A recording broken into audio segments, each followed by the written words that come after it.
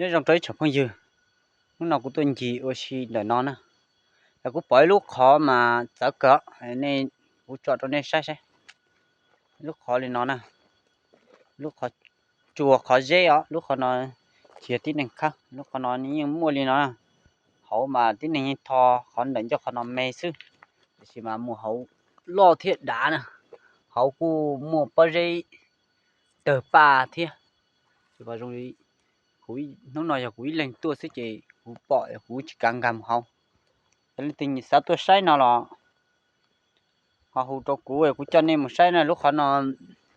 hậu đá nhưng cháu tờ thế mua chơi pư lom bỏng với lúc chế như hậu nè nhưng gào hậu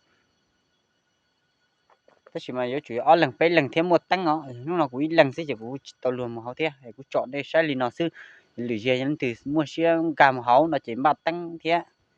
tuổi cú cho nên pe mà một hậu nè